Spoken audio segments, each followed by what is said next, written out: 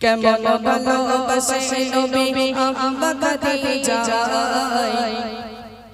কেমন ভালোবাসে নবী আম্মা খাদিজা যে ভালোবাসে খুশি হতে আল্লাহ দয়াময় যে ভালোবাসে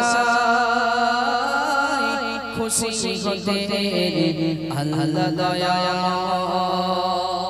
এই গজলটা চলবে চলবে গজলটা একটু হাত তুলে দেখান আমার, যদি হয় তাহলে বলবো, না এই গজলটা বলবো না, বলবে এই গজলটা।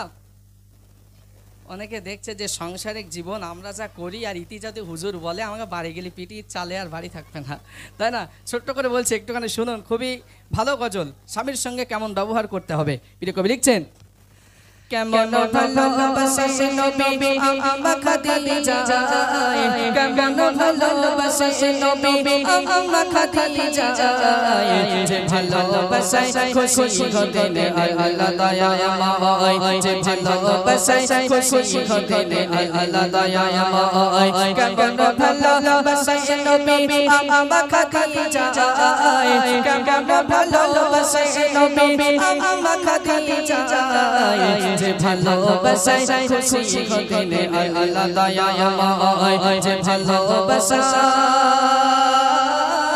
খুশি হতে আল্লাহ দয়াময়। ধনী ঘরের মেয়ে হয়ে আম্মা খাদিজা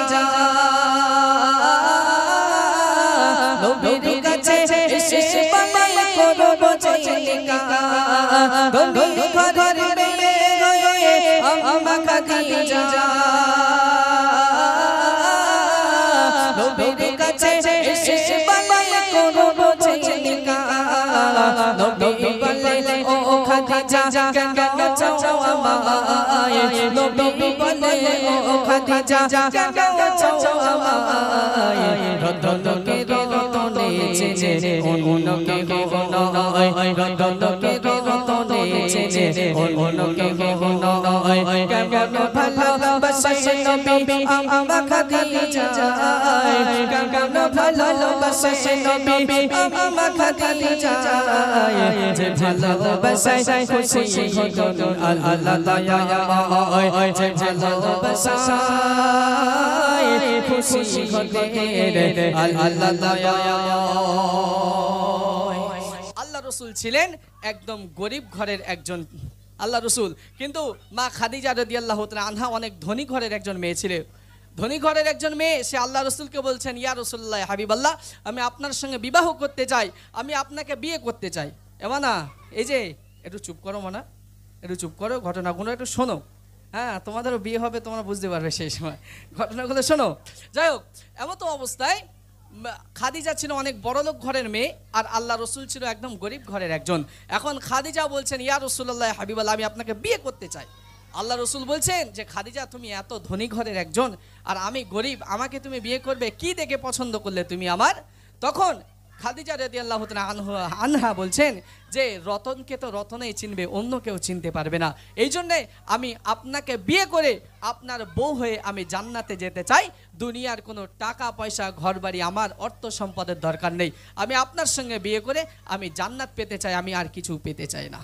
এই জন্যে বিয়ের জন্য যখন কবুল পড়ে দেখবেন আগে মেয়ের কাছ থেকে কবুল পড়ে নিয়ে তারপর ছেলের কাছে আসে, মেয়ে পারমিশন দেওয়া, ফার্স্ট মেয়ে কবুল পড়াটা হলো সুন্নাত, এটা আপনারা জেনে রাখেন।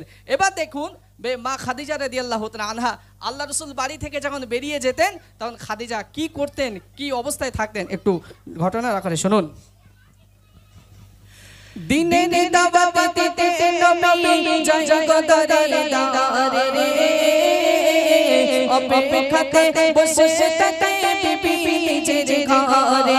দিনে দাওয়াত দিতে নবী জগদরে দারে রে অপেক্ষাতে বসে থাকে বিবি নিজের ঘরে। দরজা চকা দেবার সাথে দরজা খুলে যায়, দরজা চকা দেবার সাথে দরজা খুলে যায়।